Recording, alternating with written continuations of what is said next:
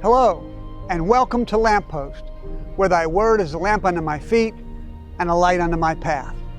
Here on Lamppost, we try to answer your questions from the Bible, God's inspired, infallible, inerrant, and immutable word. Tonight's question is, where did the giants come from in the Bible? Usually this question is associated with Genesis chapter 6, verses 1 through 4. I'd like to read those for you.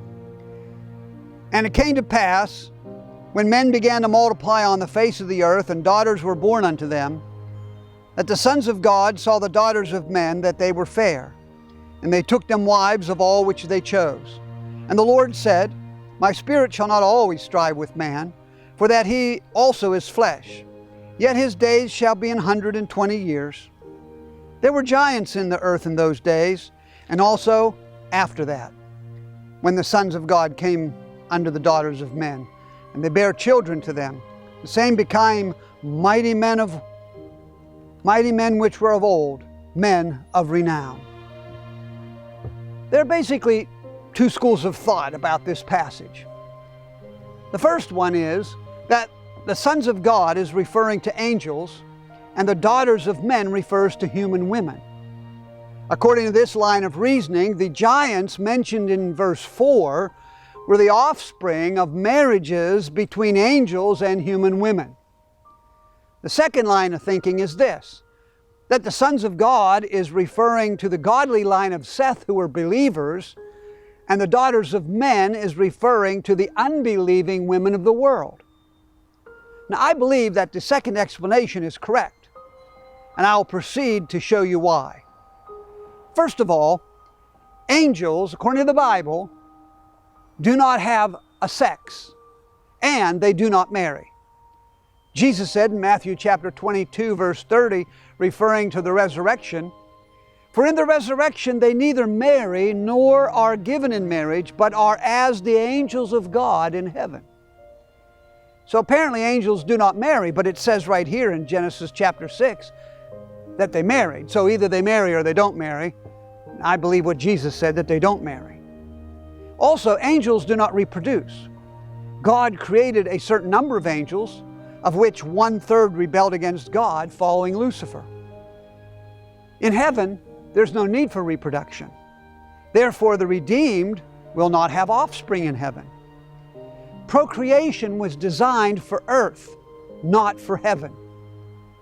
And why do some people suppose that the physical union between angels and human women would result in giants? Angels are an entirely different created order of beings. Why do you suppose that it is even possible for angels and women to cohabitate? In God's created order, one species cannot cohabitate with another species. Everything was made after its kind.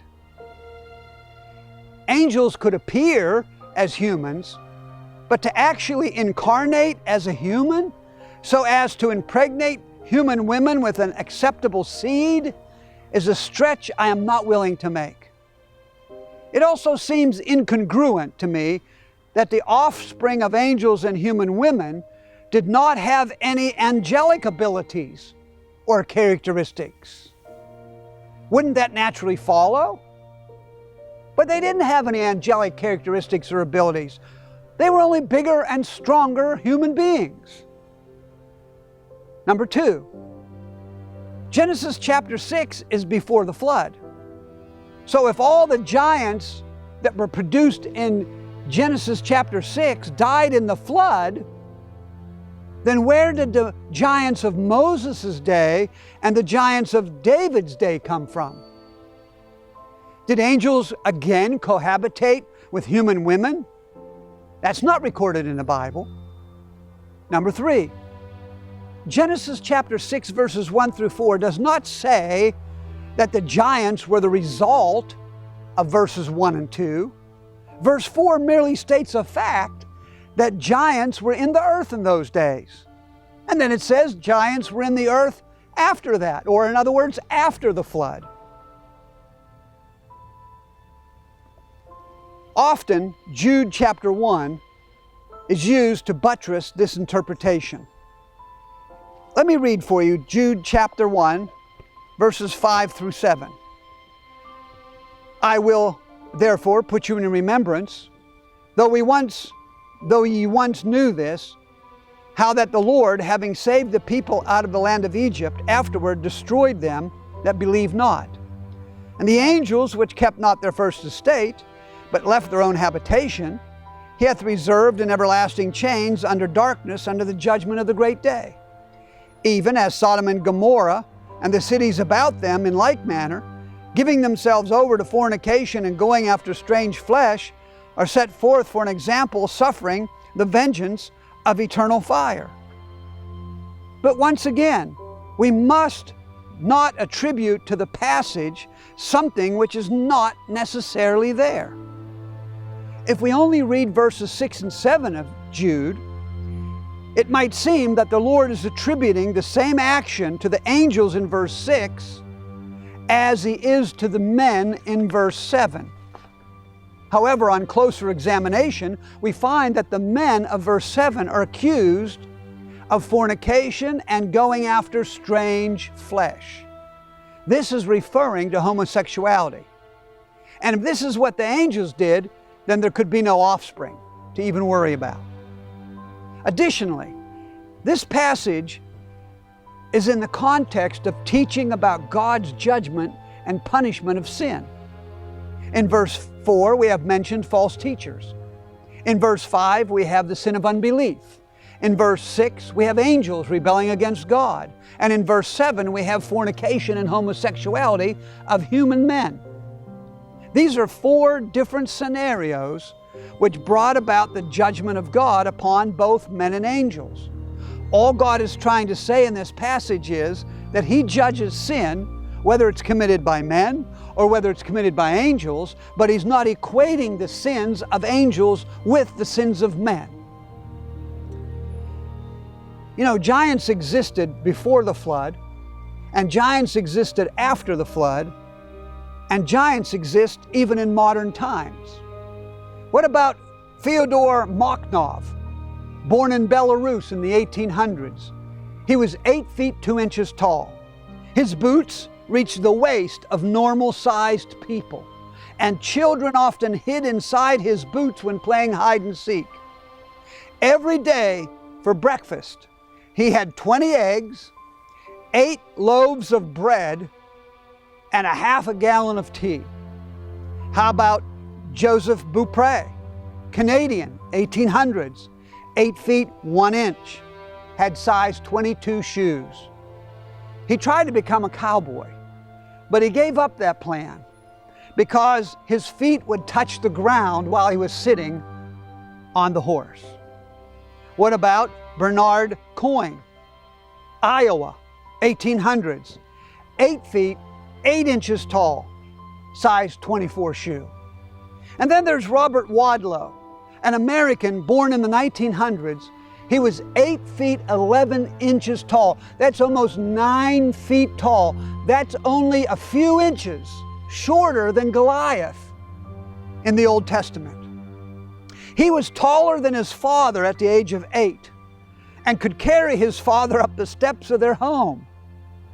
His coffin was 10 feet 8 inches long. And then there is the contemporary giants. We could mention Andre the Giant, a man 529 pounds, and he's been called the 8th wonder of the world. We could mention other giants such as Adam Rainier from Austria, Chang Yu-sing from China, Patrick O'Brien from Ireland, Sultan Kosin from Turkey, and Angus McGaskill from Scotland. Now Angus could lift a 2,800-pound ship anchor. He could carry 2 350-pound barrels under his arms, and he could hold a 100-pound weight for 10 minutes with just 2 fingers. Now those are giants. In Numbers 13:33, the Bible says, "And there we saw the giants, the sons of Anak, which came of the giants, and we were in our own sight as grasshoppers, and so we were in their sight." Immediately our mind runs to make these giants as big as possible, 20 feet tall. Have you ever stood next to a giant? I have. I stood next to an NBA player in an airport. And you know how I felt standing next to him? I felt like a grasshopper. And yet the tallest NBA player for 2019 to 2020 was only 7 feet 5 inches. We had an NFL player visit our church as well as a Major League Baseball player. Both of them had to duck to get into our auditorium. They were gigantic.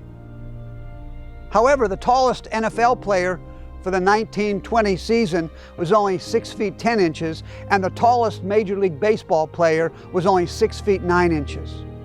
But next to them, even I felt short. One more thing. The grapes of Eshcol, which took 2 men to carry 1 cluster. Did the giants make that too? And what about the dinosaurs? They were huge. Did the angels have something to do with them as well?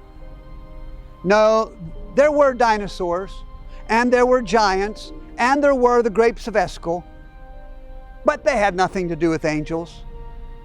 Could it be that as life spans decreased after the flood, and mammals decreased in size after the flood, that giants began to shrink as well? Just asking.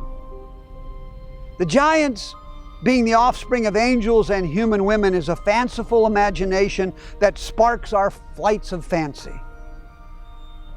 But I believe that it was impossible because of God's created order.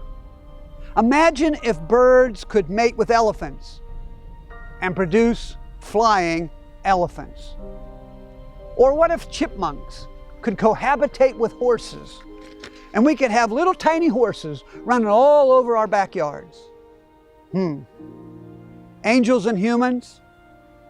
No, the giants were the natural result of genetics that produced men who were larger and stronger than average and therefore became mighty men and men of renown. I hope this answered your question. Thanks for turning into Lamppost, and I hope that you'll return next week for another episode of Lamppost, where we answer your questions from the Bible.